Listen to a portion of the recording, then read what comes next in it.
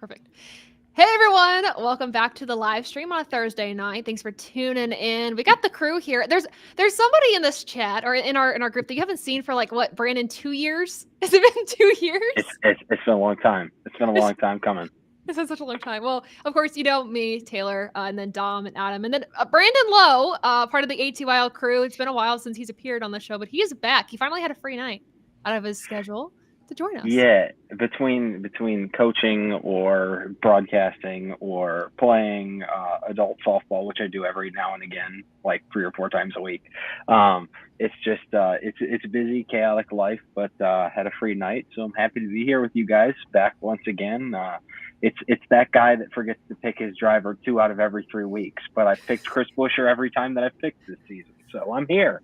That's That true. is true. It's true. Yeah, you all know him from social for that. But yeah, Chris Buescher. That was sometimes a good pick. Sometimes it's not the best, but I like the consistency for sure. It has not been a good pick this season, but I told myself at the beginning of the year that I was committing to that strategy, so we're gonna see how it goes. You know what? I hope he makes the championship for your sake, so you can say like a big "I told you so." I really hope. It looks slightly less than promising right now. Yeah, no, for sure. Well, let's look at the points. Speaking of that, just for our point standings right now, we got the ATYL Crew. Yeah, you're worse off than you were last week. But so here's the catch. So Rob technically won this past weekend. However, Rob is no longer part of our championship because he missed too many races of picking things. So the gap between all of us decreased, except for Dom again. I'm sorry, bud. But Adam is now -9, Ben -14, and I'm still somehow leading, but probably not for long. I've had a few rough weeks. I do want to acknowledge the chat real quick. Everyone's here. Danny, hello. Ravaging Wolverine, hello. Good to see everyone. Alex back in the chat. We love to see it. Yeah, and then driver's points. Let's talk about that for a second. Speaking of Chris Buescher, storyline here with the playoff standings right now. Chris Buescher +50 above the cutoff line. That's pretty good. Joey Logano +13. Bubba Wallace now -13. Could have been a different day, but Bubba Wallace unfortunately got caught up in an incident late in the race, and it's just a mess. But what a big weekend. So many storylines to come out of New Hampshire. Also, shout out to Rob for taking fantastic photos from the weekend. So shout out to you, sir. What I want to talk about first is, of course, the wet weather tires. I know we're at the later half of the week. We're getting ready for Nashville. We're kind of sick of the conversation, but we haven't talked about it here. Brandon, since we haven't thrown it to you in such a long time, what was your thoughts about the wet weather tire this weekend and when NASCAR decided to use it? Let's go to our senior rain racing correspondent, Brandon Lowe. 2 years of studying in the field. Yeah. So it actually worked out to the point where, I got to see the back end of the race. We had that long delay. I got to see the back end of the race. And it's just like, to me, you say you want to value drivers' opinions. I mean, if you've got your top drivers, like if you have a Kyle Larson at the end of the race saying, I think it's dry enough where I want to run slicks, let them do it. I mean, you've got to give them, I think, at that point, the option to, do what they want to do. And so for me, I think that was really frustrating to see. I think running however many laps there at the end under caution was frustrating because you can see the guys looking for water because the track's dry. And I think, to me, that's a big problem. I think, you got to decide what you're going to do. And did they make a decision? Yeah. Then they went back on their decision. Then they changed again. But I mean, if you have the drivers calling for something, nobody out there knows the track better than they do. So I think you got to kind of adapt and trust, the best at the sport and what they want to do. Yeah, Denny Hamlin actually on Actions Detrimental. I listened to that today before the stream. He was talking about he really wanted to go to slicks. They thought that they could run it, but they were also like, and if we did it and we failed and we hit the wall, it's kind of on us. But with New Hampshire in particular, the corners are so dark that it's kind of hard to tell if the track is really damp or if it's fine. So that was part of the reason why drivers were like, I think it's fine, but NASCAR might not have thought that. But I do agree. I think let the teams decide, but also you have to play devil's advocate. It's something very new, and NASCAR didn't want things to go wrong. I don't think on their behalf or anything wrong for the teams to keep everyone safe, kind of hand holding. Adam and Dom, I don't know if you thought the same thing. Even to like the Xfinity race, Adam, you and I were texting about it a little bit with their wet weather tire usage this past weekend. That was interesting for them because we hadn't seen that yet, I don't think. No, not on a oval. I thought it was pretty entertaining. The racing, if anything, the racing was almost better with a different tire compound, which then got my brain percolating. Gee, maybe NASCAR should go the route of trying to invest with a Goodyear on maybe having like full-time 2 different types of tires. You have one that's a little grippier, but it wears faster. You're fast early. You have to conserve with it. And then you have your standard tire. I mean, it really got my brain thinking on what can we do. We know that we can have a wet weather tire. What can we do for the future? Because I think that's the next evolutionary step after we figure out the wet weather racing tire. Let's figure out having 2 sets of tires. Yeah, I was just looking. I was looking down for a little bit. I was just trying to go back to the lap count when they were racing the rain tires to see how long green flag runs really were. And it was about 15. Like the longest one was 15 laps. There was one 10 lap, and then there were a couple of just like 3 6 lappers. And I think their thinking was, we don't want to let them have the option of slicks because fans have waited this long to see some racing, and we don't want someone going on slicks and spinning out immediately, causing an immediate caution. Yeah. And just that happening over and over and over again. I think that was their thinking, but regardless, we still had cautions for guys that were running out of grip, and I mean, it's a wet racetrack, so that could have been their thinking. I don't know. I mean, at least they tried to finish the thing. They waited out that storm. They definitely could have just called it and gave Tyler Reddick the victory because the New Hampshire Motor Speedway doesn't have lights, so we're battling a lot of different scenarios here. So it was hard pressed to say we were going to get to lap 301 if the rain stopped. So they tried everything. I get playing it safe and just keeping everyone on the same compound. But I mean, I've watched Formula One races where it just, as soon as one guy tries slicks, and he's dancing out of pit road because he's got no grip coming out of the pits.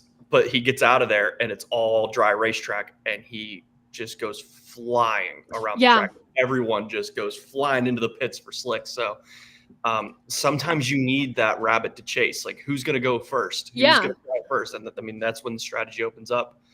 I thought it went as good as it possibly could have. And good news is best car won the race. Yeah, I mean, 100%. I mean, Christopher Bell was great all weekend long. Even Xfinity, though it was like a last lap pass for the win, and also that like 3 wide to the line with 1 to go in Xfinity, that was super exciting, right? But no, Christopher Bell has been dominant at New Hampshire, Xfinity and in Cup. He's shown great strength there at the track too. So good to see him win. Xfinity, he has never lost there. Yeah, every start there, batting 1,000 in Xfinity at New Hampshire.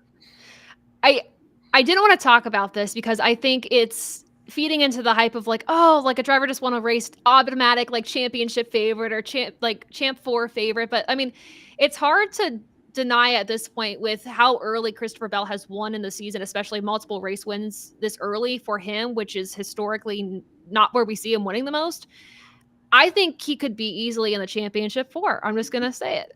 I want it to happen. Don't say I'm going to jinx it because I won't. I'm not going to do it. But I think right now I'm excited about kind of the young guns in the sport now that are kind of more tenured, but like him, Byron, like all these other younger drivers that we're now seeing kind of take the lead of like the sport. I'm excited about it. So what's really funny about Christopher Bell is just how young he looks when in reality, but he's actually older. He's almost 30. Like he's knocking on 30. It's crazy. But I definitely agree with you that I think he can make a deep push in the playoffs. Yeah. No, Ravaging Wolverine said, good to see Seatbelt back in his usual form. I mean, yeah, he's good. I mean, he's carrying the flag for Toyota right now, I'd argue.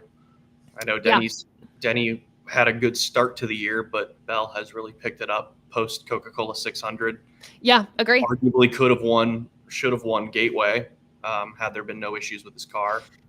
But I think the real interesting one right now is we're seeing one driver have an issue he's had in the past, didn't have it last year, but it was something he dealt with in previous years, and that's William Byron. Started the year hot and has been non-existent since Martinsville. So I'll be interested to see if this is just a Hendrick ploy to just survive the summer.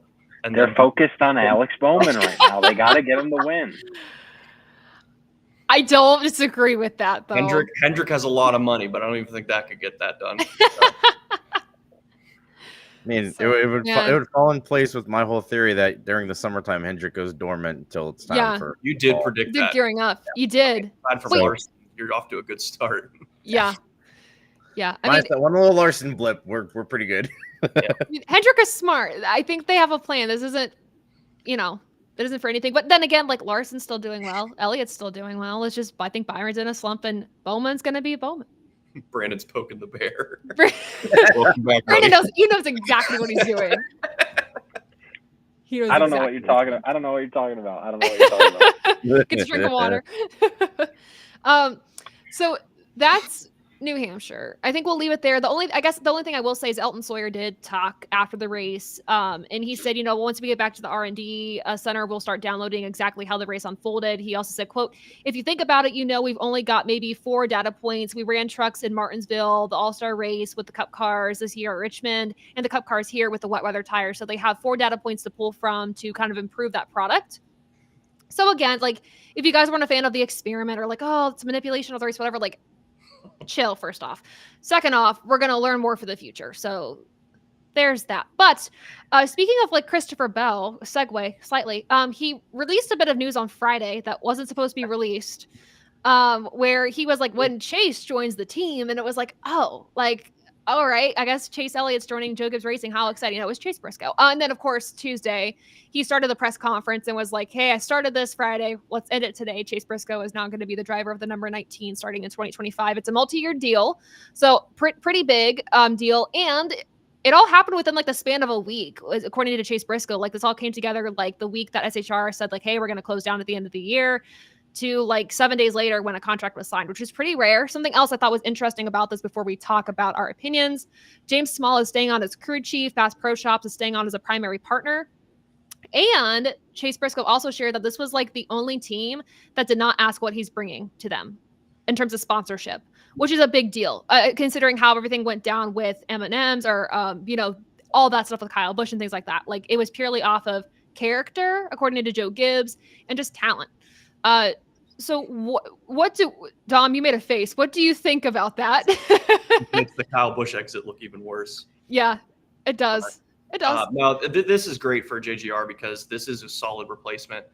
I think Chase Briscoe has proven even in fairly rough equipment. I guess we can all confirm Stewart Haas Racing is definitely not the best. They're not the worst. They're definitely not the best.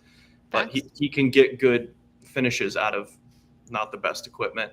And again, his Xfinity run in 2020 kind of proves you give him something he can win in, he's going to dominate. So I think it's a good pick for them. I was really hoping it would have been Noah Gragson, but I remembered right away him and Ty Gibbs do not see eye to eye. That never would have happened. Yep. That's like putting Lewis Hamilton and Nico Rosberg back together. It's a disaster waiting to happen. They're going to win a bunch of races. They're going to tear each other up in the process. So I think Briscoe's a solid pick. Mm-hmm. And that's one of the things too. Like I watched most of the press conference. I'm not gonna lie, I didn't watch the whole thing, but I watched most of it, and I watched Joe Gibbs talk, and it felt to me at a couple of points like he was like silently jabbing at Noah Gragson. I don't know if that's just like me personally from what I read into it, but like I felt like there were a couple of things in there where it was like, is he talking about Noah or what? I mean, I think the key thing that they tried to hone in on really what was that talent that Briscoe could bring to the table. But the other thing was character. That was huge for them. That's what they talked about for the most part when it was what was the deciding factor. And even too, I have the article from the NASCAR's website up, but when it came down to the decision, like Chase Briscoe was like, Joe Gibbs, like I was getting texts and stuff like that, just saying, like making sure like you are our guy. Don't worry, you're our guy. We want you on our team. We're going to make this happen, etc. Like there was reassurance along the way that Chase was the best and only option. And even Alex in the chat, if I can find it, if technology will work, that'd be really cool. Let me find this. Oh yeah. Alex even said Briscoe was their best option now, but it wouldn't surprise me if he got the Jones and Suarez treatment for like 2 to 3 years, which fair, especially with Toyota's development program. It's a multi-year deal. we don't know how long multi-year is. It could be 2 years, 3 years, 4 years, whatever that looks like. But even then, Bass Pro Shops really values Chase Briscoe as well. That was very clear by this press conference too, that he fits their branding, their values, etc. So interesting. I would say, and Adam, I feel like you might be on the same page, Brandon, too. He's not going to light the world up like Kenseth did when he went to JGR. I don't see that happening, but I think he's going to be competitive. He'll definitely be competitive. He might get a win or two, but I don't see him going off like Kenseth did. That was phenomenal what he was able to do. He came right out of Roush and was able to just hit the ground running fast and furiously. But no, I don't think. I think Chase is more methodical. He's not as consistent as Kenseth was when he joined JGR. Also, that was also over 10 years ago now, so it's a little times have changed a bit. But yeah, I think he could easily compete for a win or maybe two. But other than that, it'll just be consistent. I think like one final note for me, just like out of the whole press conference, he talked at the beginning about like Christopher slipping up and saying something and then letting him start the press conference. I thought that was a good move to let him start the press conference. I think that's really what everybody wanted. But also like the fact that everything came together in under a week or less, does that make the fact that he couldn't keep secret even worse? Honestly, though. That's true. Yeah. I mean, remember their background too. Like Briscoe and Bell have been friends for a long time. They came through the ranks together. Bell kind of helped Briscoe start his national NASCAR series career in a way, like through his connections and things like that. So they're very close. And I'm also excited to see like teammates that actually like truly like each other. Not saying that all teammates hate each other. That's not what I mean. But like that companionship between Bell and Briscoe and seeing how that helps teamwork, teammates, whatever. But it's also kind of weird too. Think about it. Like Hamlin's now like the veteran of the race team. Like you don't have Martin anymore. It truly is a younger team at this point. And I don't remember who was talking about it. And I think it was the broadcast, but it kind of resembles Hendrick Motorsports a few years ago when it was just kind of like you had Jimmy and the kids, right? It was Jimmy and the kids. But the good thing about this is though the kids that are on Joe Gibbs' team, they already have a few years experience in Cup, and you know that they can win. It's just Ty Gibbs needs to win a race. It can happen. He did well to start the season. He's now kind of in a funk. I think he needs to in the next 2 years. I just think he does. You're delusional. He ain't losing that ride. Well, not necessarily. Let me back up. Doesn't need to lose the ride. He's not going to lose the ride. More so like for me to keep him as like a valid contender, I think he needs to win a race. I gotcha. That's that. Let me clarify. The one ironic thing talking about Bell and Briscoe is Briscoe won his first career truck race the night Bell won his championship. Oh, okay. That's true. I forgot about that. Huh. Look at that. Poetry. Fun facts, Dom. Fun facts. We need to bring back that graphic. I don't even know if I still have it. I might still have it. No, I mean, they've been racing together since 2017. So, and I mean, they came up the ranks together. So, yeah, Briscoe was part-time Xfinity when Bell was full-time. And then that 19 was when they were both full-time in Xfinity. So, I mean, they've climbed the ladder almost identically. Bell got the Cup a year earlier, I can speak. But, obviously Bell's in top-tier equipment, so he's got a couple more wins. But I think when you get Briscoe in that 19, he's going to be pretty darn competitive. That's the thing, too. Another full circle thing. MTJ won the Cup title that same weekend. That is also true. So look at that. Also, talking is hard today. I'm struggling to talk today. It's just one of those times. But this is a good kind of thing to think about. I might take this question a different direction. But who do you guys have replacing Denny if he retires? I got 2311 getting a charter for Corey Heim. I honestly think because the charter conversation is maybe 2311 is looking for something. The idea was that somebody with big backing behind them has a charter. 2311 is going to be a third driver for them. The original thought for me was Riley Herbst. Maybe it's Corey Heim. Corey Heim is actually racing for them this weekend at Nashville in the 50. So. I think silly season in terms of the TRD connection, I would say Corey Heim, but they might still be waiting to see if he wins the truck title. Because it could be as dumb as you win the truck title, the Cup ride's yours. If you don't, you have to run Xfinity next year. Yeah, that's fair. So we'll see. I don't know. Agreed. And also for Riley Herbst too, I mean the path to Cup is a little bit more complicated for anybody in the Ford stable right now, because we don't know how many charters are going to be available for Ford outside of the 2 that are currently available at Front Row Motorsports, which rumor is the SHR, 2 of the SHR drivers are going to get that, or the one at Haas Factory Team, which we can assume maybe goes to Cole Custer, but we don't know for certain. But I don't want to talk about silly season this week because, like, I'm tired of it. So let's talk about RCR. Speaking of, like, I just want to like kind of steer clear of that for now because I'm a little silly seasoned out. But Andy Petrie retires as competition director effective immediately. Keith Rodden will take his place in the meantime. In a quote, he said, quote, "I'm incredibly grateful to Richard Childress for the impact he's had on my career," and like all this other stuff. I'm not going to read the rest of the quote. I decided not to. But his day-to-day involvement at RCR is going to change, etc. But the effective immediately part, retiring immediately, is bizarre to me. It's no secret that RCR's performance has not been great the past 2 seasons. This season especially, it's not been good. So, thoughts on this? Comments? Brandon? I think anytime you see effective immediately, to me, that's just the alarm bells. Yeah. I love that. Agree. Good to have you back. No, it is. It's God, alarming. I miss you. It's so interesting. I think it might be more than just the competition director that's wrong with RCR right now. There's a lot, I think, more. There's something deeper than just the competition director position. Yeah. I think it goes down to, might go down to the janitor. The janitor's not cleaning the room right, which means everybody else is all messed up. That's why the cars are running 30th. I don't know. Something's up. They need a big overhaul, a drastic overhaul. I think someone has hit the panic button because the ship is sinking. Yeah.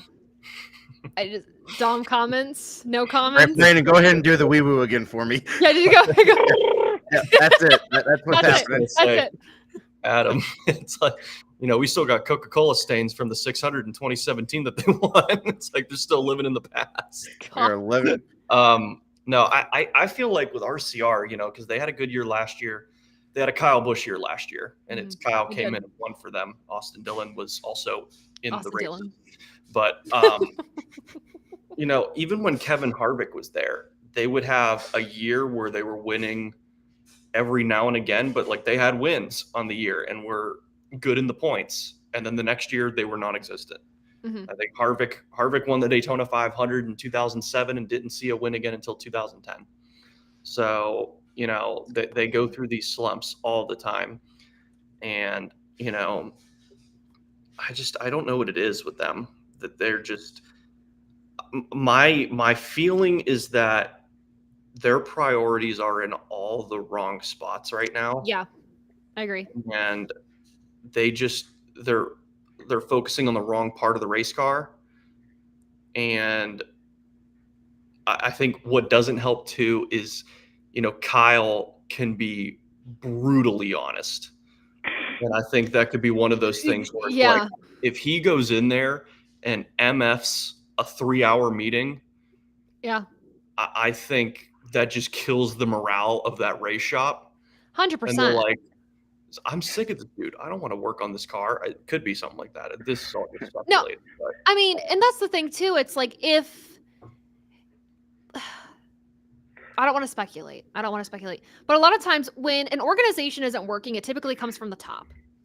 And it trickles all the way down. Because if you have a leader of a group, like I will be honest, there's sometimes where I'm having bad days and maybe we'll have a stream and I just feel like the whole stream is off because maybe the energy just doesn't translate well and then we all have an off stream. It's fine. But like that energy just, it's not good. And then especially if one of your drivers is like, we suck every week, this sucks. And there's no positivity there. How the hell do you expect people to do their job well? How? So it's, you know what? I think this is about RCR right now. I'm mad. I can say it. I'm good. But like, that's the thing though. It's frustrating to see them perform so poorly, especially like Kyle Busch. And I agree with Alex there. Kyle has been putting on public pressure to the organization to do something. He's pissed. You have a 2-time champ on your team and you're not performing. Lots of people in the comments, whoo-wee. Getting ugly. It's getting ugly. I feel the You frustration.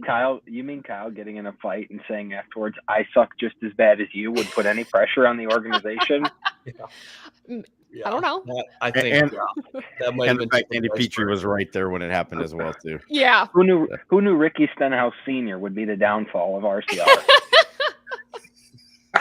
Oh my God. I think even better is he beat Elliott Sadler in an RCR car back-to-back years in Xfinity. He's been doing this for decades. He's been the common denominator. I think the thing here is God, even better. What? Kyle Busch led lap 200 of the 23 Daytona 500. Stenhouse Jr. won it in overtime. Oh man. Just keep digging it up. Oh my God. Keep digging them up. So our conspiracy theory is Ricky Stenhouse Jr. and his father are the downfall of RCR. They've got the codes. They've got the codes. They know how this works. But it's interesting. Yeah, he had a really bad weekend at New Hampshire. He spun out like 3 times. One of those was like on the caution laps. Denny Hamlin actually kind of explained why he think he spun out, but I mean, we won't really know because Kyle's going to talk to media. But I think Denny said he thinks he just lost control under caution, trying to figure out where the slick spots of the track were. And then what was another comment I wanted to address too? I mean, there's a lot in here, you guys. You guys are just as frustrated as we are. If not, you guys are voicing more of the opinions that I'm brave enough to voice on here. So Dude, that's not like I get it, the Kansas one in 2012, but that was just Kyle. Oh, yeah. Was RCR. It was just Kyle. It's like, I But mean, still, it's funny though. 2017 Talladega, I'm pretty sure he beat Kyle for his first win. So wait a second. So we're gonna pull this back even farther. Stenhouse is the root of Kyle Busch's demise, not just RCR, just Kyle Busch in general. He's the bane of his existence. The thorn in his side. I don't know if that's the case. Anywho.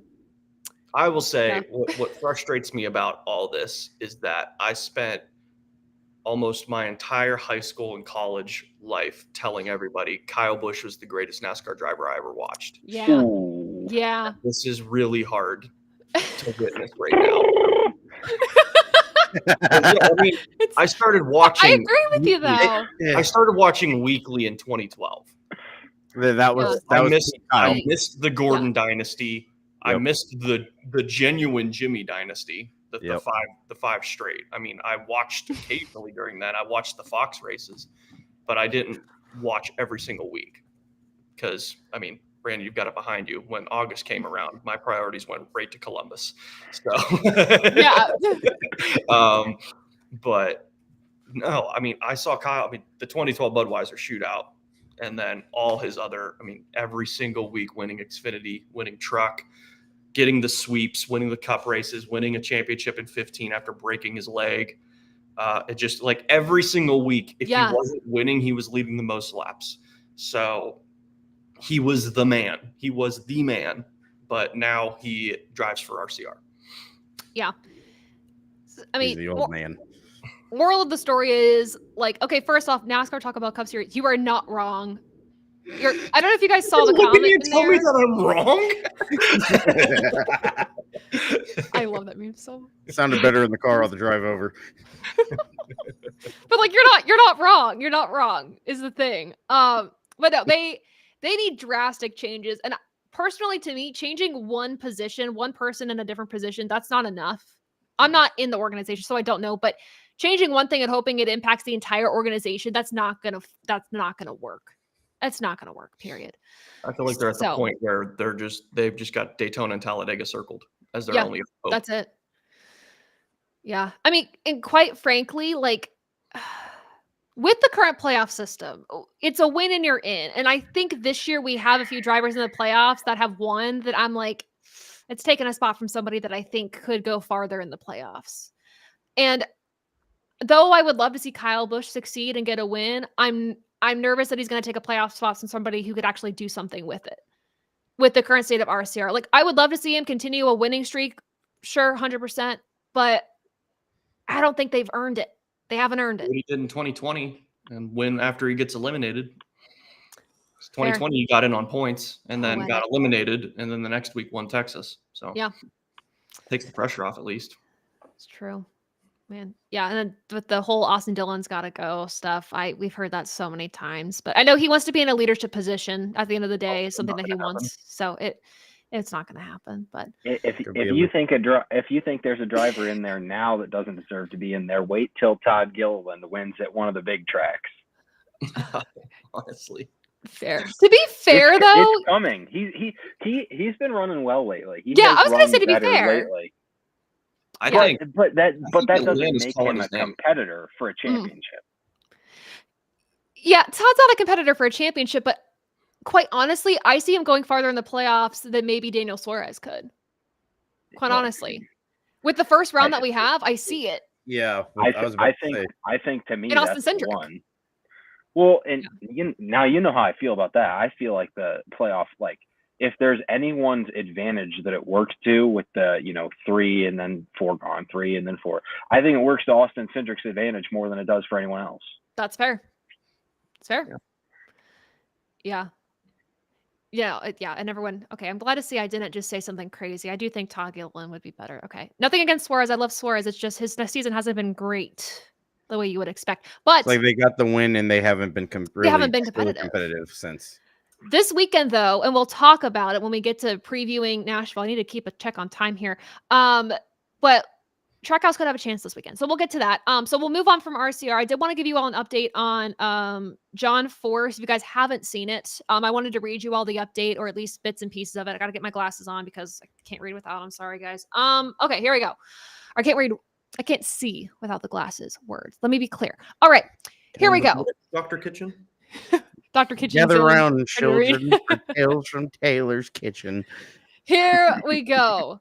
The title of this is Force Improving, Faces Long Road Ahead. This is from today at this point. It was posted at 1 p.m. 4 days after his crash at more than 300 miles per hour, drag racing champion John Force has moved from the trauma intensive care unit to the neuro intensive care unit, where the medical team can focus on his head injury, which is their primary concern. The move was a welcome positive for his family members, who have maintained a daily presence at the hospital all week. So that's the update on him. The other updates regarding around his team is that Brittany Force will not compete this weekend, just to be by her family's side and things like that. And they're grateful for medical professionals, stuff like that. But then, of course, at the end of this is thank you for continued respect and privacy for the family and John Force Racing team members. Keep them in your thoughts and your prayers. It was a crazy incident. If you guys haven't seen it, it's gnarly, to say the least, and because of a lack of a good word I can think of. But keeping them in our prayers. But if you guys don't know the update, that's what it is. So there's that, just so you guys know. I know that was a huge turn of tone there, but if you guys haven't seen it, I felt like that was important to share. So there's that. Keep them in your prayers. Last piece of news to talk about. Adam, you reminded me of this. I wasn't going to exclude it, and then I decided, why not? Let's talk about it. Valvoline partnership, an extension for Hendrick Motorsports to 2029. They confirmed that they would be sponsoring 8 races in total for Byron this season, and then 6 races each year from 2025 to 2029, which sounds disgusting. Like, that feels like it's so far out, but then it'll be 2029 before we know it. They'll also continue as a 3-race sponsor for Larson through 2029. So pretty exciting stuff there. They see their continued support words of a championship caliber team. So I don't know if we have any comments, thoughts about that. The biggest thing that I got out of that is now the rest of the 24 slots for sponsorship are filled for this season. Yeah, they were only on the car. They were only on Byron's car for 2 races. And now they're on for 8. So they added 6 more. So that's pretty big. Yeah. Yeah. Love it. Love it. All right. Let me make sure I got to all the comments that we need to get to.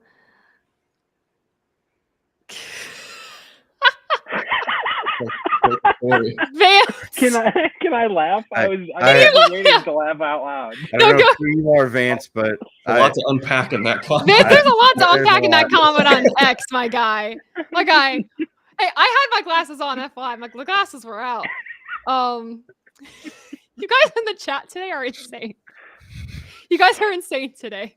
Is it a full moon or something? What is it about today? I don't know. It's the heat. It's the heat. Or is it The Mercury heat in is on. retrograde? What is this? My God. The heat is on. All right. We're going to move on to talk. Now We'll be right back. We'll be right back. You No, I'm guys kidding. We're back. You guys are the best and the worst, but the best. Let's move on to a preview of Nashville. We have some things to discuss with the top 10.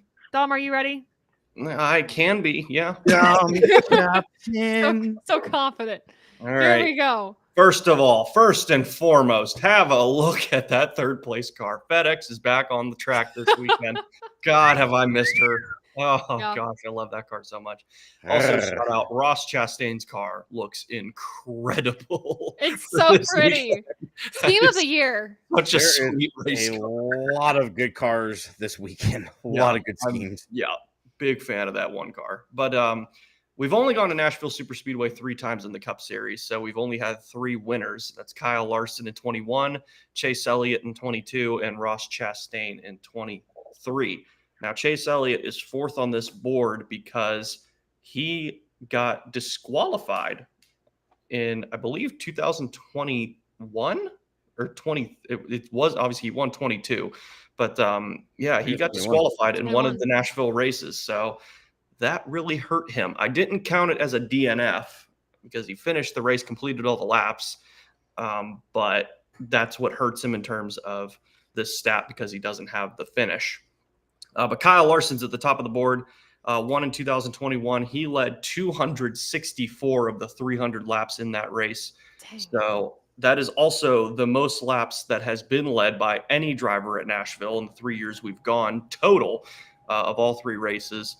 So he leads that category and has completed all 900 possible laps. So that helps him out as well. He has never finished outside the top 5 at Nashville. So Kyle Larson is the odds-on favorite to win this race, as he is almost every weekend. But Ross Chastain, the defending winner, is 2nd on the board. Also won from pole position last year. So he can also qualify the car, and that's something that's huge for that Trackhouse team. When they start up front, they normally finish up front too. They're good at retaining position. He has the best average finish of 2.7 in 3 starts. He has 103 laps led, and he's also completed all the laps, 3 top 5s as well. Then we got Denny Hamlin, who won pole position in 2022, but has not won at Nashville.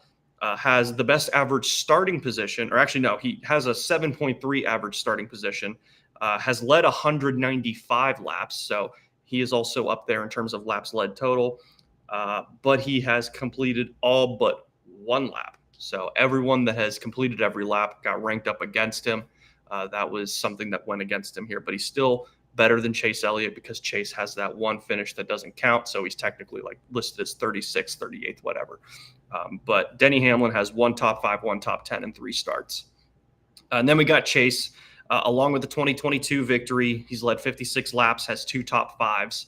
So when he's not getting disqualified, he's finished in the top 5. So he's another safe bet. I mean, honestly, you can see the trend early. It's Chevrolet really likes Nashville Super Speedway. And I just think all 4 Hendrick cars are going to be good this weekend. I know Bowman's not in the top 10, but like Brandon said, joking or not, I fully believe that they are paying a lot of attention to that 48 because they want to lock all 4 cars in on wins. They don't want to have to worry about points. So I do genuinely believe that. So expect Bowman to be very competitive this weekend. Or not. Joey Logano, 5th on the board. He has the best average starting position. His average start is 3rd, straight up. So I think he's got starts of 2nd, 3rd, and 4th. So 2 top 10s, but only 4 laps led. So he starts good, but does not finish good. That's honestly been the story of this 2024 season for Joey as well. And he has also completed all the laps. And my goodness, does he need a top 5 this weekend? A 5th being true to this board and finishing 5th would be massive for that team.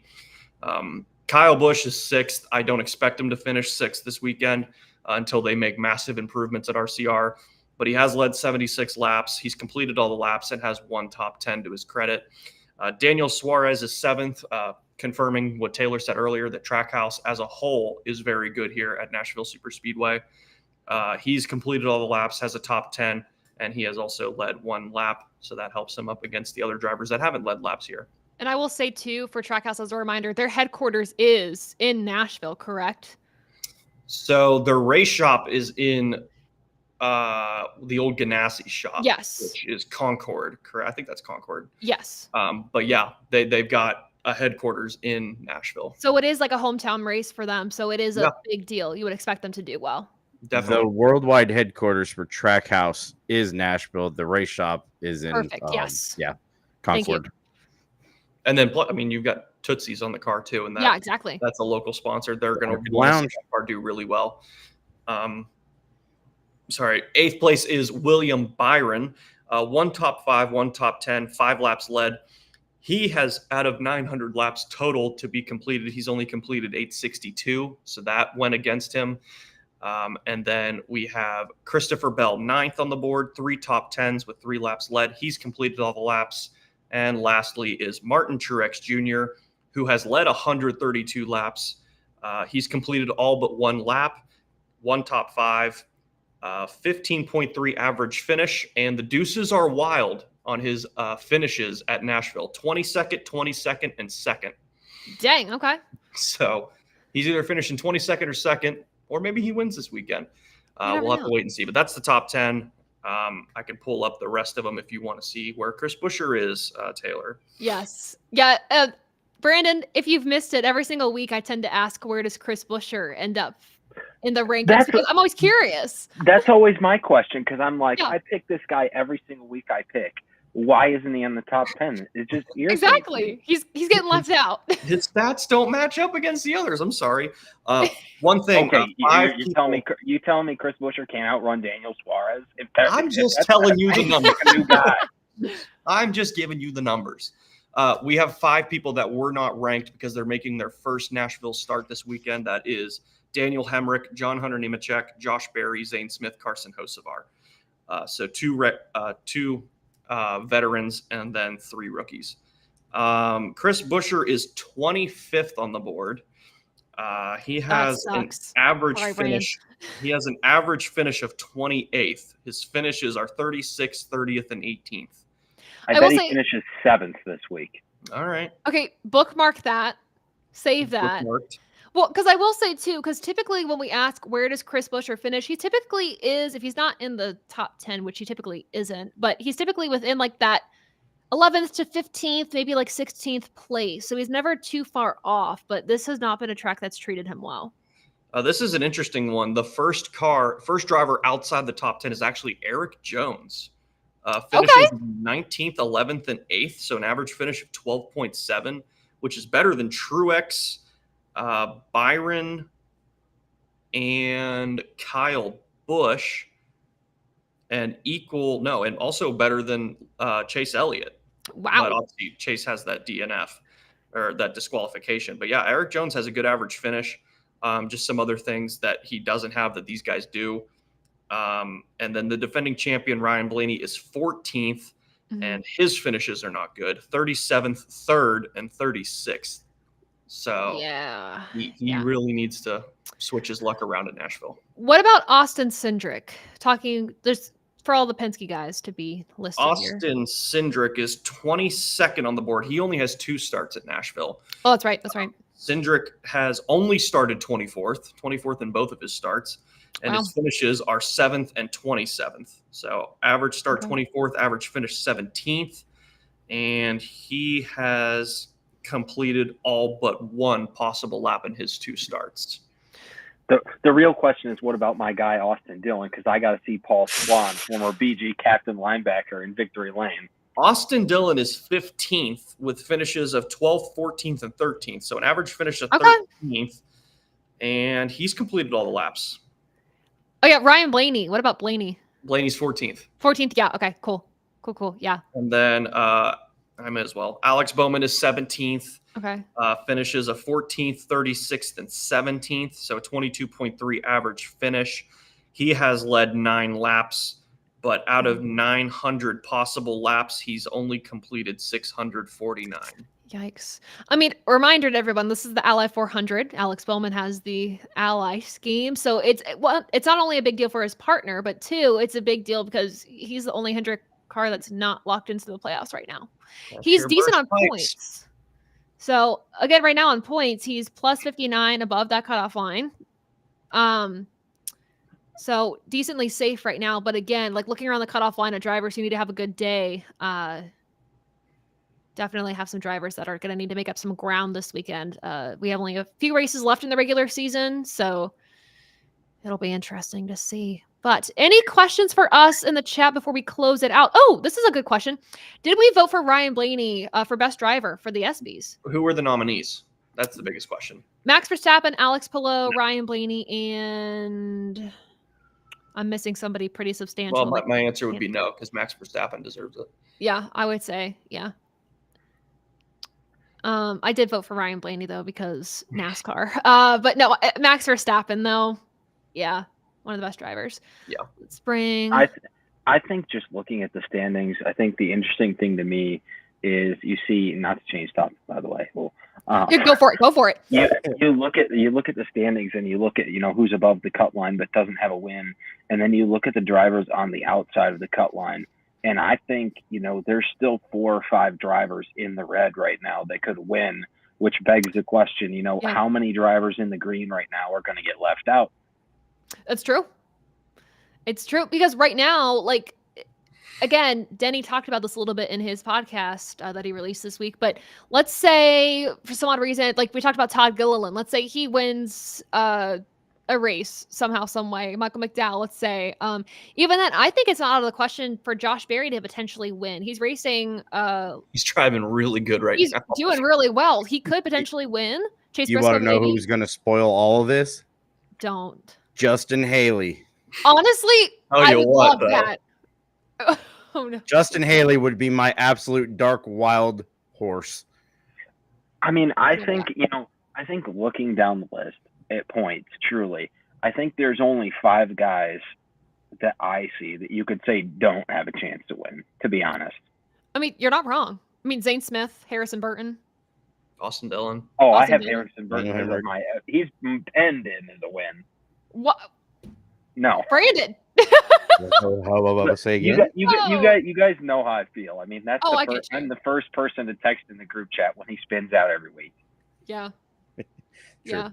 You'll get your wish in a couple of weeks, I'm sure. Oh, I just hate it for Burton, though, man. But it's all right. He didn't deserve the ride to begin with. Yeah, it was too quick of a move. That is, I've got 2 words for you: Yeah. Dex imaging. You're right. Money.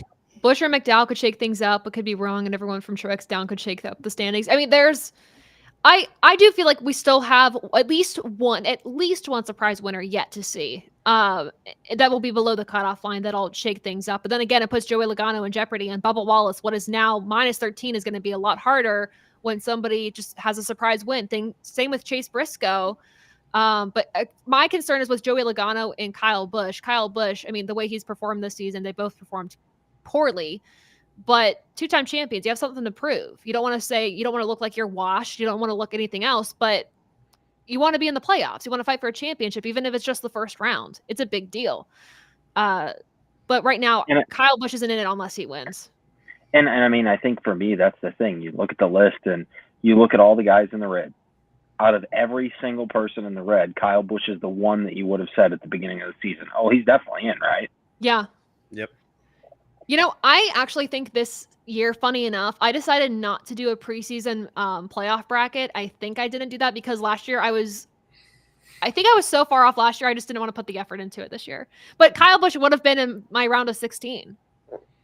So it's crazy to see how those things will work out. But are there any other topics that y'all want to cover before we close things out? Anything you want to mention? I'd like to mention one thing.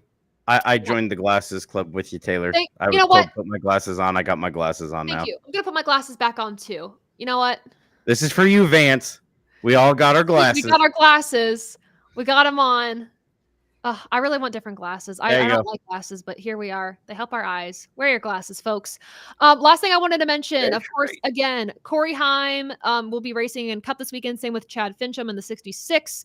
Xfinity, we got Reddick, Chastain, and Gregson and their respective entries. The number 26 for Reddick, the 92 for Chastain, and Gregson is going to be at Rhett Jones. For truck, we have Brendan Queen or Butterbean. For Tricon, Clint Boyer and the 7. Clint's going to be back in the truck. Frankie Muniz for Ream Brothers. Dawson Sutton, I talked about him a lot last week. This is technically his home track, so it will be cool to see him in the number 26 truck for Rackley. And then Caden Honeycutt in the 45. I want to mention those. Yeah. I think we got it all. Wow. What a show. Thanks everyone for tuning in, sticking around. We appreciate it. For more of our content, I gotta figure out where all my slides are. You guys know I love my slides, my slideshows. But for more content from us, of course, TobyChristie.com will have all your race weekend coverage for you. Yeah, Brandon, this is new to you. You don't know this yet. You haven't seen I was more looking at Dom's spiders are our friend sign. Yeah. I may have capped off a spider earlier. It was pretty big. Oh no. I'm sorry. Was I not supposed to do that? I mean, I've missed a couple shows. Friends. Because I was going to say that this is what's new for you. You don't know this tradition. It's been a bit. But yes, I have to give a PSA. Spiders are our friends. Tom gets some help. Yeah, but everyone just save a spider today, I guess. If it tries to scare you, maybe not, but you never know. Spiders are our friends. Visit TobyChristie.com for all your latest NASCAR news. Stay nice and cool, everybody. Stay nice. Oh my God. Yeah. Okay. Yeah, we gotta wait. Hold on. Yeah, Brandon, find something. Quickly. Hold on. I'm disappearing. Oh. I keep getting Shane Van Gisburned. There we go. Oh, beautiful. Oh, damn. Beautiful. That's nice. Color chrome. Love it. Oh, and it's autographed. TobyChristie.com, of course, and to hear more about us, our group, what we do. Get your ATYL hats. Hold on, let me get my hat.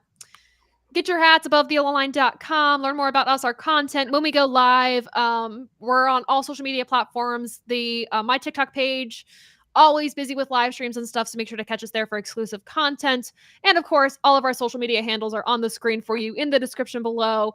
We appreciate you all participating in the show tonight. So we appreciate the support, everything you do to help us and make our content great. We want to do this all without you, so thank you all so much. Have a great race weekend. Everyone stay safe, and we'll catch you next time. And also, if you guys are in the United States, happy 4th of July. We will not have a show next week, so celebrate, be safe, but also spend good time with friends and family. Peace out, everyone.